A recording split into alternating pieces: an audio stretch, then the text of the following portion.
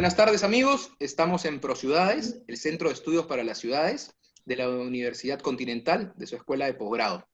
Hoy tenemos la grata visita, vamos a entrevistar a David Ramos. David Ramos es arquitecto y además tiene un cargo muy importante en el sector público. Él es viceministro de Vivienda y Urbanismo. Lo ha sido en una anterior gestión y lo vuelve a hacer ahora. David, ¿cómo estás? Muchas gracias por la entrevista y nada, saludar a ti y a toda la audiencia que tienen, ¿no?, en la universidad. Muchas gracias, David. Este es un foro universitario, académico, donde desde ProCiudades queremos aportar para el desarrollo de nuestra ciudad, ¿no? Y tu puesto es clave en una ciudad porque no solo ves vivienda, sino también urbanismo. Y si bien tú ya ejercido este cargo de viceministro de Vivienda y Urbanismo en anterior gestión y seguramente has tenido complicaciones, recuerdo que vimos, yo del Congreso te apoyaba en el tema de la 29090, que se quiso modificar, una ley muy importante en la regularización de las edificaciones y de las habitaciones urbanas, y tuviste seguro que atender emergencias críticas, ¿no? Que siempre el Ministerio de Vivienda tiene que solucionar. Ahora te toca un tema muy, muy complicado, ¿no? Esta pandemia, que desde hace unos meses ha paralizado la economía y, por supuesto, está afectando un sector importantísimo como es el sector de la vivienda. Cuéntanos, ¿qué perspectivas, cómo están viendo esto? ¿Qué se está haciendo? Bueno, para comenzar, el año pasado, el 2019, cerramos con una cifra importante en la promoción de la vivienda, ¿no?, a través de los diferentes programas. Ahí estamos hablando de techo propio, mi vivienda, inclusive intervenciones de vivienda rural, y también de la zona de reconstrucción. Y ahí habíamos hecho 75.000 viviendas promovidas. Era un récord histórico, ¿no? Nunca en la historia del ministerio, y tú conoces mucho porque participaste, digamos, de la creación del 2002, o 2000, sí, 2002, no se había, digamos, llegado a una cifra tan importante, y entonces nosotros terminamos el año con mucho entusiasmo y con muchas ganas de poder repetir esa experiencia exitosa que tuvimos el año pasado, este 2020. Y ahí digamos, definimos una meta ambiciosa, que era llegar a la vivienda 100.000, ¿no? Llegar a la vivienda 100.000 a través de estos programas. Y empezamos enero y febrero con ese entusiasmo, haciendo buenos números, ¿no? Teníamos mucha demanda de las entidades técnicas, de los promotores inmobiliarios, ¿no?, para poder, digamos, llegar a esta meta, pero bueno, nos apareció el tema de la crisis relacionada a la pandemia, que, como bien lo has dicho, pega a todos los sectores productivos y ha generado y viene generando una paralización también de estos, sobre todo en el tema que nos involucra a nosotros, que es el tema inmobiliario, el tema de construcción, ¿no? Entonces ahí el desafío ha sido enorme porque nosotros hemos tenido que replantearnos muchas cosas, ¿no? Dentro de estas cosas, por ejemplo, el Congreso delegó facultades, ¿no?, para que el Ejecutivo pueda normar sobre temas vinculados al COVID, y nosotros, aprovechando, digamos, estas facultades, es que promovimos la aprobación de hasta 2 o 3 decretos legislativos importantes, ¿no? Uno, por ejemplo, veíamos que las familias en el día a día que se iba dando la pandemia y la cuarentena no podían trabajar, y entonces el segmento más golpeado, según la población vulnerable, que está referida sobre todo asociada al programa Techo Propio, veíamos que el ingreso estaba mermado por la crisis, ¿no? Y entonces ahí era una imposibilidad el hecho de buscar un requisito previo que era, por ejemplo, el ahorro previo, ¿no? Entonces, elaboramos un decreto legislativo que buscaba exonerar del ahorro previo y incrementar el BFH, que es el bono familiar habitacional, justamente para posibilitar el acceso a las familias más vulnerables. Y en el tema de mi vivienda, que es un segmento medio, pero también golpeado en la crisis, ¿no? No solamente porque todas las obras de construcción se paralizaron, ¿no?, y ahora están reiniciándose en este mes, desde el mes de mayo, ya a finales de mayo se están reiniciando, y ahora con mayores énfasis, pero también veíamos el tema preocupados porque muchas familias seguramente que tenían o habían optado por la decisión de compra, ¿no?, de unidades a comienzo de año, entusiasmados seguramente por este impulso que se está dando al sector y también a los programas, veían mermados sus ingresos y había una retracción natural propia de esta pandemia, retracción de la demanda, con lo cual complicaba no solamente, digamos, en un segundo rango el tema de la meta, ¿no? Lo importante era en sí que no podía o impedía que familias puedan optar por la vivienda, ¿no?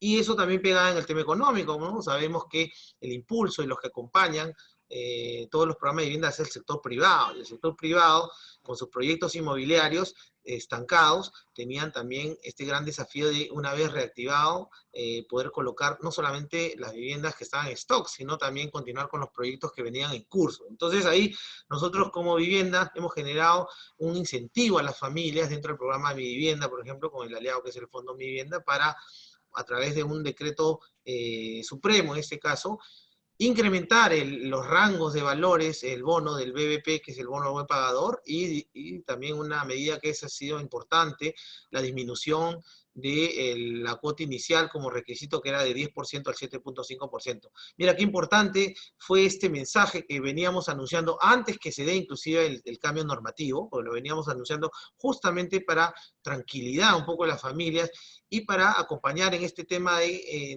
que las familias no abandonen la decisión de compra, ¿no? O sea, que aquellas familias que necesariamente iban a comprar una vivienda, ya no como en otros casos, de repente por inversión, porque no se dan las condiciones, pero sí por necesidad, no abandonen esta decisión de compra, y ahí el ministerio, el sector quería acompañar esto, ¿no?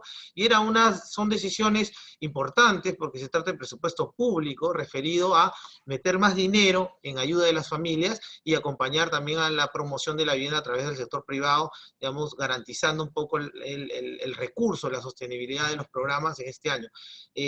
Esto acompañado de algunas otras medidas, un tema importante también ha sido un decreto legislativo que buscaba la flexibilización, un poco facilitación de los trámites mencionados en la 29090, ¿no?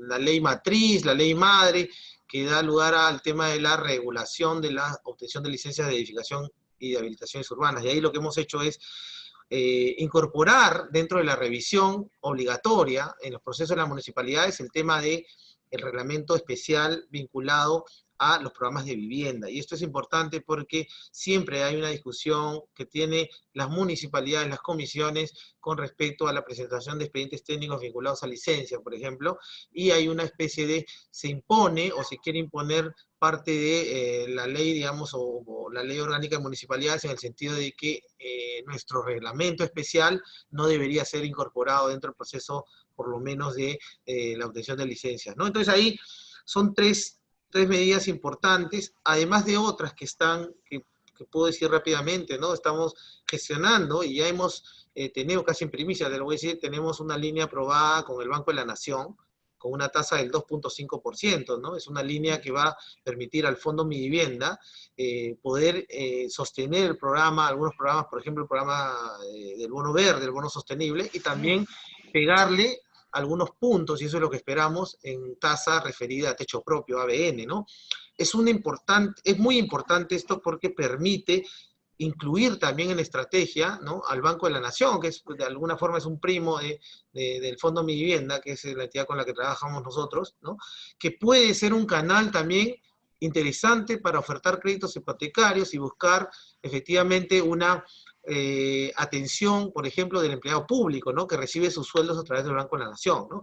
Entonces ahí lo que estaría faltando es el complemento de los bonos que tiene el Ministerio de Vivienda, y lo que estamos buscando con el Banco de la Nación es una especie de coordinación estratégica, ¿no es cierto?, un vínculo estratégico para que ellos también puedan ofertar en el futuro, ¿no?, bonos a través de un crédito hipotecario que ellos mismos trabajen, ¿no? Entonces, la idea es darle el aliento necesario al sector construcción, al sector inmobiliario, de que el Ministerio de Vivienda puede garantizar, uno, el financiamiento a través de los recursos, y dos, también el tema de la sostenibilidad de los programas, además de la flexibilización y la coordinación que hacemos con las municipalidades respecto a las licencias, ¿no? Qué interesante, David. Efectivamente, hemos visto estas diversas normas que han sacado, el decreto legislativo 1464, 1469, por un lado, ayudar a la demanda, ¿no?, apoyando en el subsidio. Ha crecido el subsidio en techo propio, han crecido los subsidios con el bono del buen pagador para el fondo, para los créditos Mi Vivienda, que es un nivel más. Y es muy importante, ¿no?, porque en nuestro centro, preocupados por la ciudad, el gran problema, y lo hemos analizado ya desde hace tiempo, es la informalidad urbana, la informalidad constructiva, y justamente programas como Techo Propio, como Mi Vivienda, han ayudado a combatirla, dando viviendas dignas, dando viviendas con servicios, con propiedad, recuperando a la persona y dándole dignidad con su vivienda, que es lo que aspiran. Entonces, ahora se golpea por esta pandemia terrible, tan dañina en el tema de salud, pero también en el tema económico, a muchas personas que querían acceder a sus créditos. Entonces, ahora dices tú que se está tratando de dar medidas para evitar que la demanda caiga y que la oferta también caiga, porque los desarrolladores inmobiliarios también se ven retraídos y no se proyectan en sus inversiones. ¿Cuáles son tus metas ahora en números? Si es que se puede lanzar alguna cifra en viviendas para este año 2020, que ya que quedan unos 6, 7 meses. Sí, mira, el, en, en el caso de techo propio, por ejemplo, nosotros teníamos al inicio del año una meta solamente vinculada a las modalidades de vivienda, adquisición de vivienda nueva y construcción en sitio propio, vinculados más o menos a unos 60.000 viviendas, ¿no? Esa meta no está abandonada. Esa meta la vamos a ratificar. ¿Por qué? Porque un gran porcentaje de la meta, que son de esos 60.000 bonos BFH, casi 50.000 son asociados a sitio propio. Y ahí la chamba la hacemos nosotros. O sea, ahí nosotros, el Fondo Mi Vivienda y el Ministerio de Vivienda, con las entidades técnicas, ¿no es cierto?, que tienen hoy día un gran apetito por trabajar. Han estado parados, pues, casi 3 meses van a ser, y entonces tienen ahí una gran demanda de la población que hoy día cuenta con este beneficio de no es necesario el ahorro previo, ¿no? Entonces están los subsidios ahí, esa meta no la vamos a abandonar, es más, hemos solicitado, inclusive estamos gestionando ante el Ministerio de Economía y Finanzas un adicional para poder cumplir, una demanda adicional para cumplir con esta meta de 60.000 viviendas. Y en el caso de Mi Vivienda, sí, efectivamente teníamos, el año pasado terminamos con cifras muy importantes, casi 11.000 créditos que, digamos, no se hacían hace mucho tiempo, y preveíamos hacer este año unos 13.000 créditos Mi Vivienda. Ahí, como el trabajo, como bien lo has dicho tú, está afectada un poco la demanda y también la oferta, ¿no? Ahí el trabajo nos va a costar un poco más, estamos generando los incentivos, tenemos confianza de que va a haber una reactivación y un impulso, digamos, entre el segundo y el tercer trimestre, ¿no? Y sí preveemos de que vamos a tener ahí un golpe en el sentido de la meta, ¿no? Podríamos estar pensando en que si teníamos una meta de 12.000 a 13.000 viviendas este año, nos está pegando 3 meses, con lo cual tendríamos una retracción de 3.000 más o menos, ¿no? O sea, terminaríamos el año, esperamos, en unos 9.000, entre 8 y 9.000 créditos mi vivienda, pero que es una cifra importante, sobre todo Sí, por la claro, coyuntura, claro. ¿no? Ahora, ahí también hay que mirar algo interesante. El Estado está haciendo su esfuerzo, el sector está haciendo su esfuerzo, ¿no? Haciendo este tema de garantizando los subsidios, incrementándolo, está haciendo el esfuerzo bajando los requisitos, y el sector privado también está haciendo su esfuerzo, y creo que eso es parte de la oferta interesante que se va a dar. Hemos visto hace poco en Locura Inmobiliaria, que es un evento de una semana que lo lanza ACI, que es uno de los gremios desarrolladores inmobiliarios. Y entonces el mensaje que veníamos dando ya hace un tiempo de que íbamos a bajar la cuota inicial ha hecho de que muchos promotores se copien, entre comillas, o adopten esta iniciativa, y entonces tenemos oferta hoy mismo en, digamos, predios que se vienen ofertando con estas facilidades o promociones o descuentos. Es lógico que el mercado se afecte y el mercado, al retraerse la demanda, haya pues una preocupación, ¿no es cierto?, de los promotores para poder colocar el stock que tienen disponible. Y eso hace que se generen oportunidades. Oportunidades en el sentido, tengo un valor de vivienda que está bajando un poco, producto de las ofertas o descuentos que se vienen dando por parte de los desarrolladores. Quiere decir que una vivienda que se está ofertando, digamos, en 300.000 soles, por dar un ejemplo, hoy día puede esa misma vivienda que tenía ese precio en enero, en febrero, podríamos encontrar con un descuento, una oferta a través de estas facilidades que dan los promotores, de repente ya no a 300.000, sino a 290, 280.000, ha tenido una baja, ¿no? Y además tenemos un bono del buen pagador que se incrementa, ¿no?, en favor de la familia que va a comprar. Y tenemos una cuota inicial más baja, con lo cual, digamos, la posibilidad de comprar una vivienda es más fácil hoy. Entonces, esa suerte, ese dinamismo entre la oferta y la demanda y lo que está haciendo el Estado puede generar una oportunidad de compra para las familias, ¿no? Entonces, pensamos que va a golpear un poco en la meta, pero no hemos abandonado los números y vamos a trabajar mucho estos meses que quedan del año para poder conseguir eso que nos propusimos a comienzos del año, ¿no? Realmente es ambicioso lo que dices de poder mantener, por lo menos en techo propio, la misma meta a pesar del golpe tan fuerte que está generando la pandemia y todos los esfuerzos necesarios en el crédito Mi Vivienda para por lo menos aguantar y sacar adelante los meses que quedan, ¿no? Lo que dices es muy interesante, que decías hace un momento de este impulso con el Banco de la Nación, porque algunos hemos tenido aquí en ProCiudades entrevistas con gente del mundo del sector privado, expertos, ex ministros, y algunos decían, ¿no? Hay que inyectar más dinero al Fondo Mi Vivienda, ¿no? Para poder colocar dinero a tasas más bajas. Si tú dices que está al 2.5, te está dando el Banco de la Nación, supongo que eso llegará a la gente en cuánto, 5 o casi un bono, o bono verde, 6% Sí, con tasas. sí, la idea es que eso, efectivamente, el monto, ¿no? Que es todavía, estamos definiendo eso, que se ratifique ese, digamos, ese ¿De acuerdo. cuánto es más o menos? Pero Danos la primicia completa. estamos hablando entre 500 a 600 millones, Ah, ¿no? mira, De justamente soles, ¿ya? es potente. En un plazo entre 5 y 7 años, eso es lo que estamos viendo, la posibilidad. Y claro, eso pegaría mucho en poder bajar de repente unos 100 puntos a la tasa techo propio, ¿no? O sea, estamos hablando, y algo en Mi Vivienda Verde, ¿no? O sea, nos permitiría sostener verde y nos permitiría tener una mejor tasa para techo propio, ¿no? Al final estamos hablando, sí, de 6.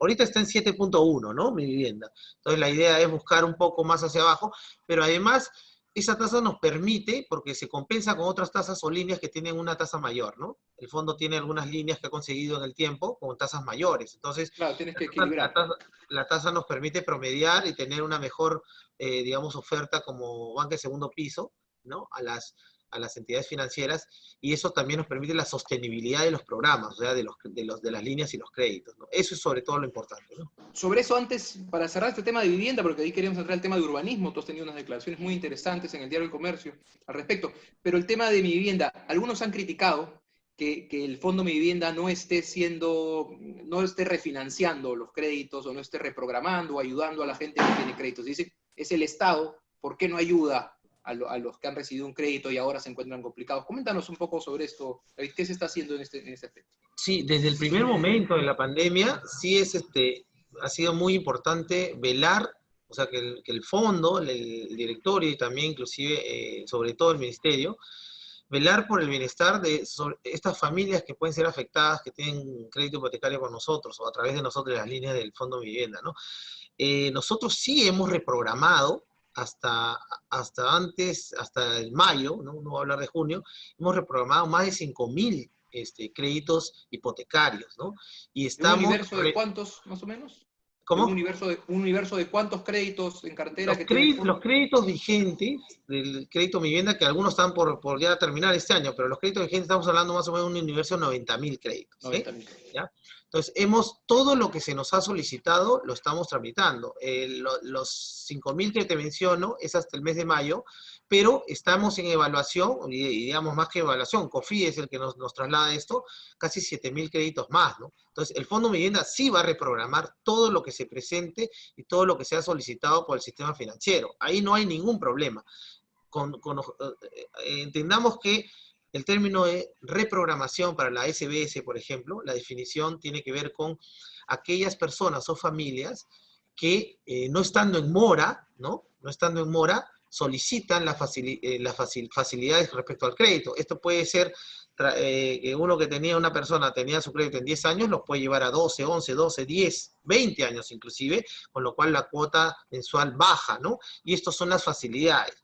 Pero el crédito se mantiene vigente en el tiempo. En cambio, la refinanciación, el término refinanciación para la SBS, y entonces es importante también definirlo, se refiere a aquellos créditos que han caído en default, o sea, que han caído en morosidad, que ya estando en morosidad se ha perdido, ¿no es cierto?, la línea de pago, y entonces ahí hay que hacer un refinanciamiento. Hasta ahora el Fondo Mi Vivienda viene atendiendo lo que es las reprogramaciones, y lo va a seguir haciendo durante el tiempo que sea necesario, ¿no? Eso sí, por eso no hay problema. Y ahí sí hay que hacer la diferencia. En el sistema financiero ocurre esto, ¿no? Que uno tiene un problema y pide que se pueda refinanciar o reprogramar, pero en función de mantener las condiciones básicas que son, por ejemplo, las tasas, ¿no? Y lo que se puede mover son los plazos o se puede mover la cuota mensual. Normalmente es así, ¿sí? ¿Qué pasa? Cuando nosotros como Fondo Mi Vivienda, y ahí yo a tu pregunta, ¿no? ¿Pertenece al Estado el Fondo Mi Vivienda? ¿Podría el Fondo Mi Vivienda trabajar en función de un refinanciamiento vinculado a la disminución, por ejemplo, de tasas? En realidad hay que contarte un poco cómo funciona el Fondo Mi Vivienda, tú lo sabes, ¿no es cierto? Que trabaja a través de un fondo revolvente. Es un fondo, digamos, mediante el cual se generan los créditos y las líneas al sistema financiero. Entonces nosotros, como Fondo Mi Vivienda, recuperamos parte de esa línea a través de los pagos, ¿no es cierto?, que nos hacen las entidades financieras y también a través de la vigencia del crédito, y con ese fondo que recuperamos volvemos a colocar créditos vinculados a Mi Vivienda, ¿no? Entonces, si hablamos de refinanciamiento vinculado a baja de tasas, va a pegar al Fondo Mi Vivienda definitivamente sobre el patrimonio, no para generar riqueza o utilidad, sino para seguir generando créditos hipotecarios vinculados al programa Mi Vivienda y a techo propio.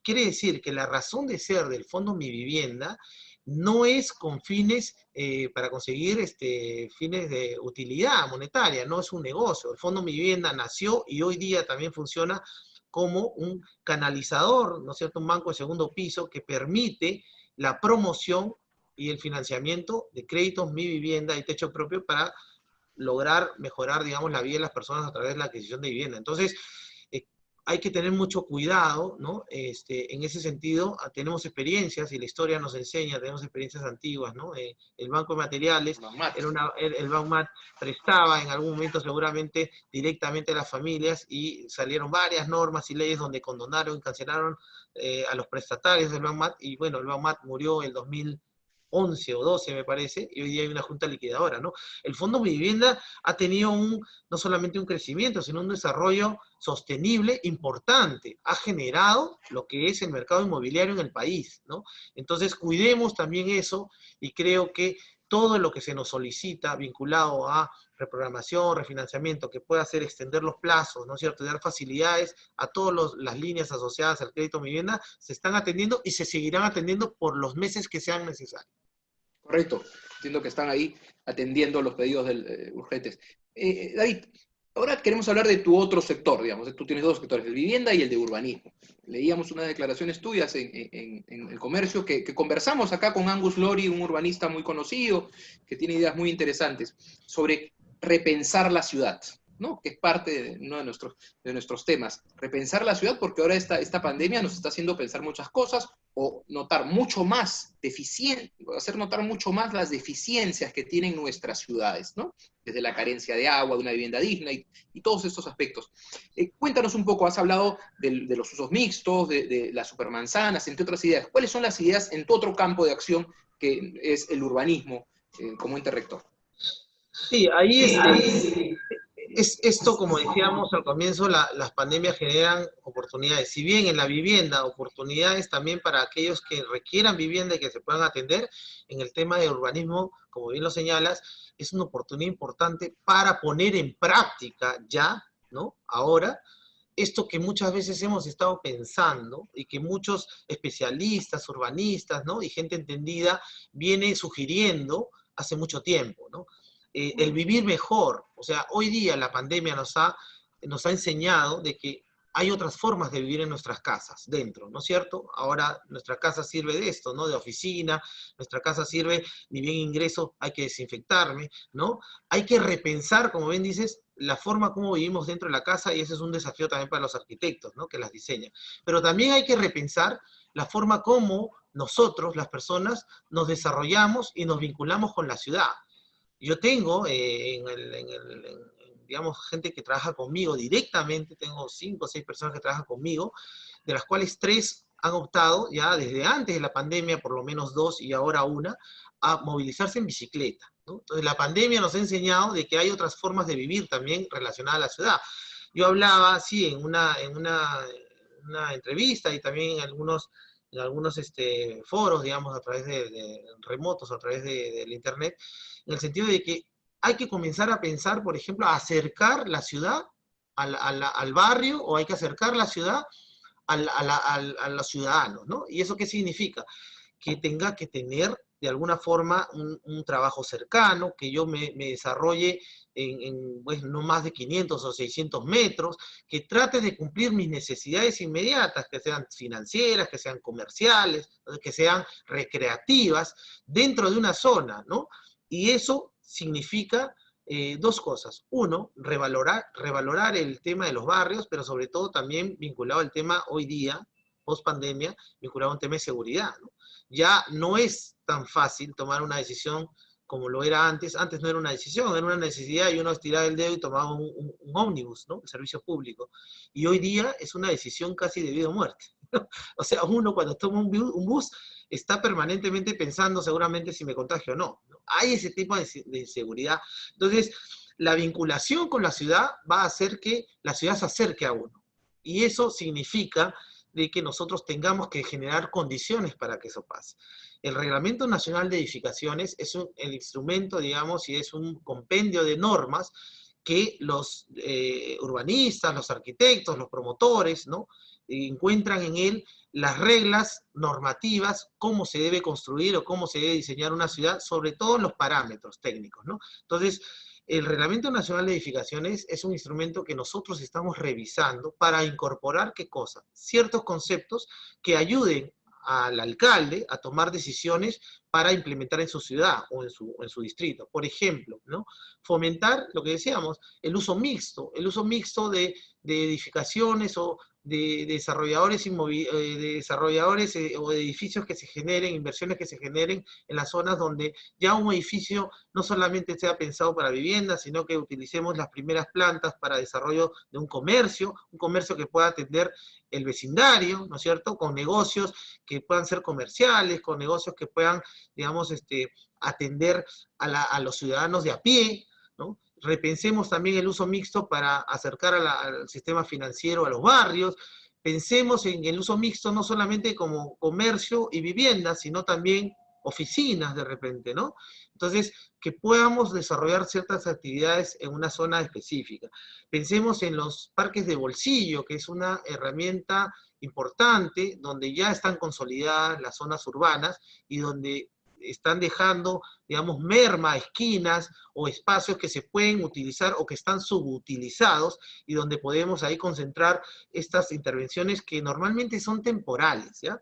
Pero que nosotros podemos, con instructivos y con normas, establecer que sean permanentes. Quiere decir que uno pueda salir de su casa y no tenga que desplazarse cuadras de cuadras para encontrar un lugar recreativo, un lugar de refugio temporal, donde yo pueda descansar mi bicicleta, donde yo pueda sentarme a leer, donde yo pueda compartir con alguien, acercar un poco el parque, el área recreativa a los barrios, mejorar los barrios con señalética, mejorar los barrios con implementación de infraestructura vial, por ejemplo, vinculada a las ciclovías, ¿no? Es más caminar, más pedalear, ¿no? Para ya no solamente buscar esto que sea, digamos, un tema interesante que sea vincularme a mi barrio, a la ciudad, pudiendo disfrutar, ¿no es cierto?, mientras camino, pedaleo, sino también ahora vinculado sobre todo al tema de la movilidad, evitando la movilidad, digamos, masiva, ¿no es cierto?, que nos puede llevar a un riesgo. Y ahí también hablábamos del tema de las supermanzanas, ¿no? Generar supermanzanas significa esto, pedalear o caminar más, establecer en estas supermanzanas vías peatonales o vías donde puedan, digamos, circular con más tranquilidad las bicicletas o el transporte no motorizado, no necesariamente bicicletas, ¿no? Y eso significa tomar también decisiones distritales sobre las llamadas zonas 30, ¿no? Donde una cosa importante es que el ciclista, para que se meta a ser ciclista, un temor grande que tiene es el tema de la inseguridad, ¿no? O sea, salgo a mi bicicleta, no hay una ciclovía, ¿no? Yo voy sorteando los carros y por ahí me atropellan y me muero, ¿no? Entonces, la seguridad es importante y por eso las zonas 30 significa que bajes la velocidad en una gran, digamos, distancia para que haya tranquilidad, inclusive no solo para el peatón, sino sobre todo para el ciclista. Entonces, todas estas estrategias que lo que hacen es, digamos, conocer que hay una realidad post pandemia, en el sentido de que va a cambiar la forma de vivir de nosotros. Entonces, ¿cómo hacer y acercar estas, digamos, esta teoría, ¿no? Esta suerte de propuestas, cómo acercarlas al vecindario de uno en las zonas consolidadas, en las zonas más logradas, llamémoslos los distritos tradicionales?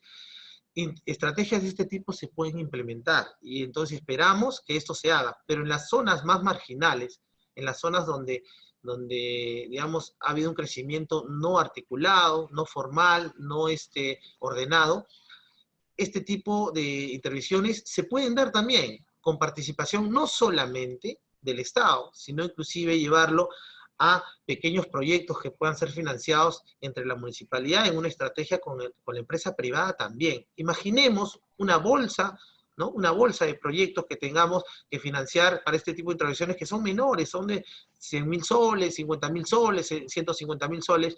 Imaginemos paquetes, empaquetar este tipo de intervenciones urbanas y ofrecerlas inclusive en apoyo a través de obras por impuesto, a través de las iniciativas privadas, a través de responsabilidad social, que es parte también de la estrategia comercial de las empresas, y a través también de nuestros programas que tenemos, que es el programa de mejoramiento integral de barrios, que hoy día se enfoca en pistas y en vereda, y que articula con un adicional, ¿no? Hoy tráeme también un área recreativa, un área verde, ¿no? Vincúlala como adosando al proyecto principal que es pista y vereda.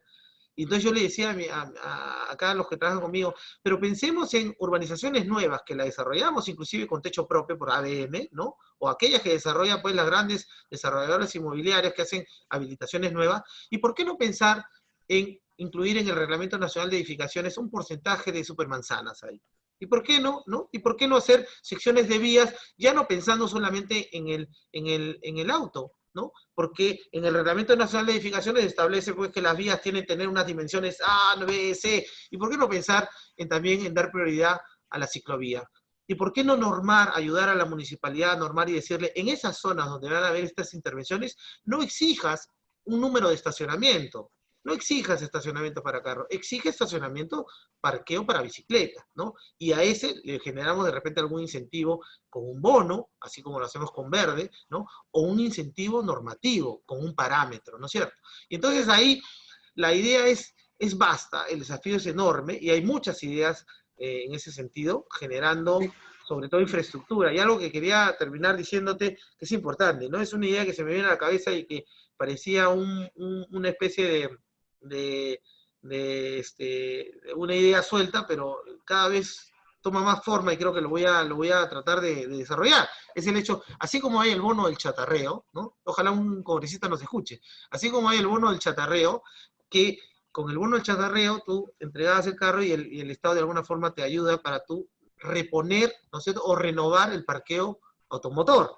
Entonces yo decía, puede haber un bono vinculado al no motor, ¿no es cierto?, al transporte y a la movilidad no motor. O sea, ¿por qué no desarrollar ese tipo de ideas?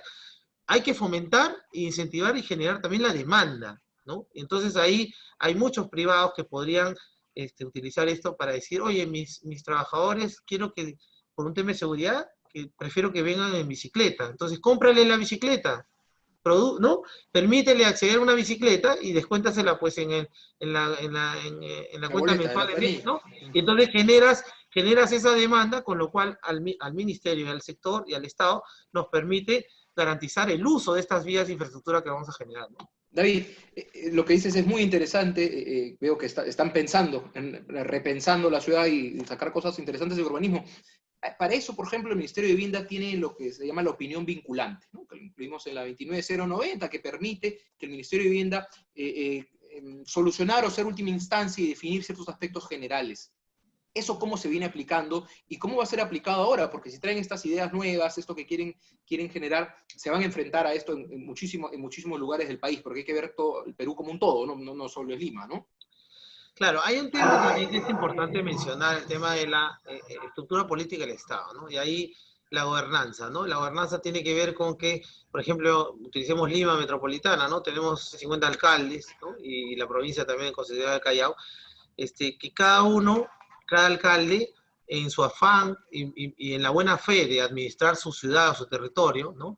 Termina enfrentando seguramente las normas o las ordenanzas que tienen su vecino, ¿no? Entonces, tenemos una ciudad plagada de decisiones, donde al final las reglamentan, pues, 50 funcionarios o autoridades elegidas por la población. Y ahí tenemos un gran problema, ¿no? Porque entonces el alcalde de Lima regenta, digamos, la administración política de toda la ciudad, pero sin embargo la aplican 50 alcaldes que a su vez pueden, digamos, tener algunos énfasis o intereses sobre alguna parte, desarrollar una parte o alguna política de sociedad que no necesariamente coincide con lo que el sector quiere impulsar, ¿no? Entonces, efectivamente, tenemos un desafío ahí de ponernos de acuerdo y creemos de que la parte normativa es importante. Si nosotros comenzamos a normar a partir del Reglamento Nacional de Edificaciones ciertos parámetros que son de aplicación, digamos, obligatoria, porque el Reglamento Nacional de Edificaciones es valorado y está vinculado estrechamente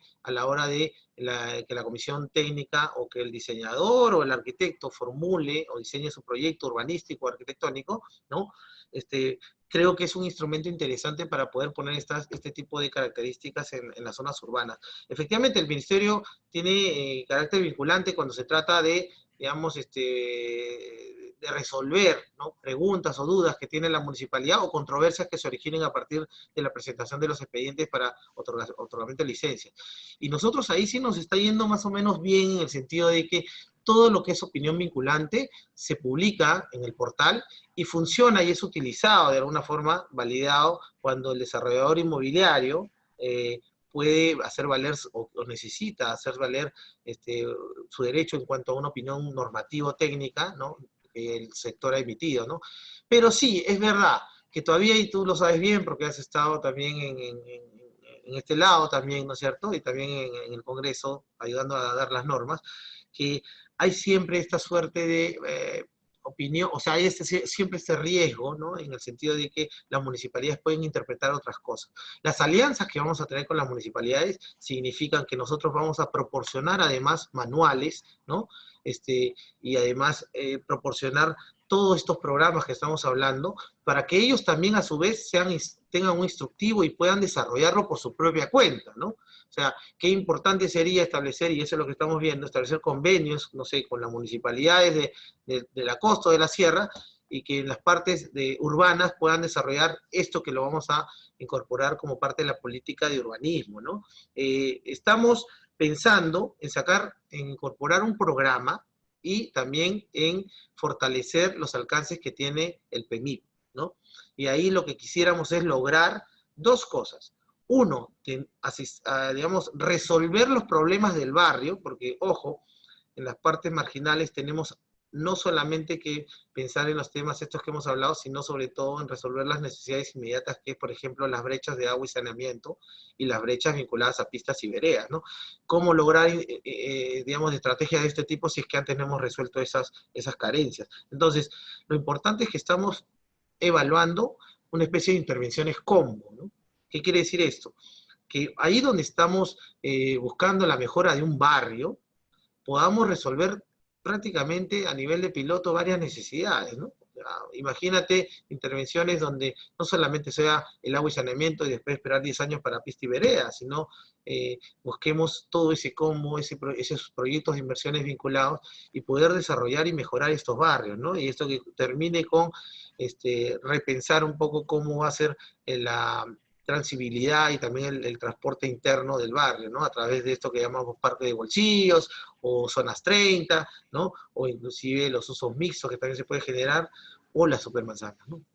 Claro, es regresar al origen de lo que era mi barrio en el 2002, 2003, que lo que se creó, donde eran proyectos integrales, ¿no? Por eso su nombre, ¿no? De ahí fue transformado en solo pistas y veredas, de ahí se trató de recuperar y darle un impulso. Creo que eso ayudaría mucho ahora que las personas no tienen que moverse mucho, ¿no? Estar cerca a su casa, y valoraría mucho más su barrio, ¿no? Para estar y querer un poco más la ciudad, como que ahora la gente no quiere mucho la ciudad, por eso la ensucia, porque no tiene esa comunicación, la ciudad no le da lo que buscamos nosotros, porque acá en ProCiudades creemos que la ciudad no es el problema, la ciudad es la solución a los problemas, la ciudad nos tiene que dar calidad de vida, y creo que en eso estás enrumando el ministerio, y te felicito por eso, David. Mira, y una cosa más ahí para complementar, que es algo importante. Hablabas tú de quiérete barrio, ¿no? O sea, hay que querer al barrio, hay que querer a la ciudad, ¿no? El programa que estamos evaluando, ¿no? Es Cuídate Barrio, algo así, como más o menos lo que tú estás diciendo. Justamente. Mira, yo estuve en Japón hace un tiempo, hace no mucho tiempo, y saqué del hotel una bebida, ¿no? Algo para tomar agua en el camino. Y notaba en el camino mientras caminaba que nadie tenía en la mano, ni comía ni tomaba nada. Entonces, qué extraño, ¿no? Estaba en el primer día. Y entonces cuando terminé quise botar la botella, buscar un tacho, y en Tokio no hay tachos. Entonces yo decía, qué extraño, no hay tachos, y sin embargo es súper limpio, ¿no? Entonces le preguntaba ahí a la gente, ¿y por qué esto es así, no? Entonces me decía, justamente no hay tachos porque nosotros evitamos, ¿no? Consumir o comer algo en la calle, en la calle, porque como no hay tachos no vamos a tener dónde botarlo, ¿no? Entonces, la cultura y el comportamiento de las personas también es importante. Mucho es el rol, qué hace el Estado, qué hace el sector, ¿no es cierto? ¿Qué podemos hacer? ¿Cómo podemos proponer? ¿Qué podemos financiar? ¿Qué vamos a hacer? Pero lo importante es algo que tú has dicho, el comportamiento de las personas también, el sentimiento de la persona hacia su ciudad y su entorno debe también cambiar, ¿no? Y esto está cambiando porque acordémonos ahora, uno es mucho más cuidadoso en el tema de la limpieza. Espero, ¿no? Y esperamos todos que también ese comportamiento se traslade, ¿no? No solamente a la interna o en el trabajo o en el transporte público, sino también en su ciudad, ¿no? Eso ayudaría mucho. Hay una parte importante que también nosotros tenemos que poner. Hay muchas deficiencias en nuestra ciudad y a veces uno reniega de su ciudad, pero cuando está 5 días fuera, extraña Lima, por ejemplo, hablando de Lima, o extraña Huancayo cuando está lejos, ¿no? Porque te jala la ciudad. Pero en la práctica, cuando el día a día pasa, no la cuidamos como deberíamos, ¿no? Esa es la parte que también el ciudadano tiene que comenzar a cambiar para poder tener una mejor ciudad, ¿no? Claro, y lleva muchos componentes, ¿no? El transporte, el estrés que genera muchas situaciones, ¿no? Acá estábamos el otro día con David Hernández, un experto en el tema de transporte, y nos hablaba de la importancia de la gestión en el transporte, de la formalidad en el transporte. Todos en el transporte hacen lo que quieren. Si quieres mañana sacar un servicio de taxi, lo haces, de colectivos lo haces. Entonces, la informalidad hace una ciudad agresiva, ¿no? En general, y en el desarrollo de la ciudad tiene que haber orden, ¿no? Y ese orden va generando a la persona un arraigo, un cariño y un respeto hacia su ciudad, y tú lo decías con este programa que quieren crear, Quiérete, Cuídate Ciudad, como parte integral. David, ha sido muy amable por darnos tu tiempo tan importante y valioso para conversar con nosotros. ¿Alguna consideración final que nos quieras comentar?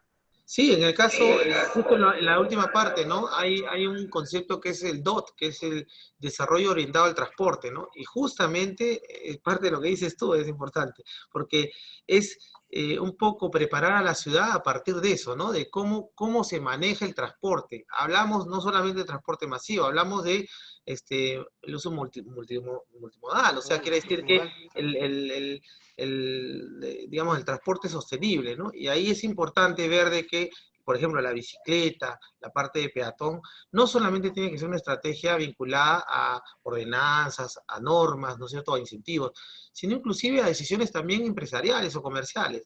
Imaginemos, y ahí termino, imaginemos que una obra se está desarrollando en La Molina o en Miraflores. El empresario que está desarrollando esa obra o el empresario que está desarrollando un comercio, a partir de después de la pandemia va a buscar seguramente que la gente que él emplea sea de la zona, ¿no? Entonces, las formas, inclusive, de los modelos de negocio tienen que ir variando. Con eso mitigas riesgo y haces que tu personal, ¿no? Y que la gente, un factor importante para su contratación es también que seas de la zona, ¿no? Evitas y mitigas riesgos sabiendo de que la persona va a venir caminando o en bicicleta. Te comento esto porque sí, quería dejar un mensaje final. Nosotros podemos cambiar la ciudad, ayudar a cambiar la ciudad, podemos desarrollar planes de desarrollo metropolitano, como lo estamos tratando de coordinar y financiar, y ya es un hecho con la Municipalidad de Lima y el Callao, pero el mensaje final tendría que ser todos somos parte, hoy, parte de la solución, vinculado a la mejora, sobre todo, de tener una ciudad sostenible, una ciudad amigable y una ciudad cercana para el ciudadano, ¿no? Y gracias a ti por la oportunidad. Buenazo que tengas este alcance con el público que te ve, que son estudiantes, y que a partir del sector nosotros siempre, ya no seré yo ahora, puede ser cualquier otro funcionario y puede desarrollar más algún tema que ustedes lo estimen conveniente. Muchas gracias. Gracias a ti, David, por tu disposición y a pesar de tus ocupaciones, darte un tiempo para comunicar lo que se está haciendo es muy importante, ¿no? No solo hacer, sino comunicarlo para que la gente sepa, y además con toda la claridad y los conceptos tan lúcidos que nos has dado. Muchísimas gracias, David. Esperamos contar contigo en otra oportunidad. Gracias, Alfredo. Un abrazo. Muchas gracias, David, nuevamente. Hasta luego. Muy interesante conversar con David Ramos, viceministro de Vivienda y Urbanismo. Veo que no solo se está tocando el tema de la vivienda, que es importantísimo en plena pandemia y seguramente trabajando también para post-pandemia, sino también el tema urbano, el tema de la ciudad, de cómo generar mejores ciudades que nos den calidad de vida, y el Viceministerio de Vivienda y Urbanismo está trabajando también en eso. Esperamos que le haya parecido interesante la entrevista y en unos días estaremos nuevamente con ustedes. Muchísimas gracias.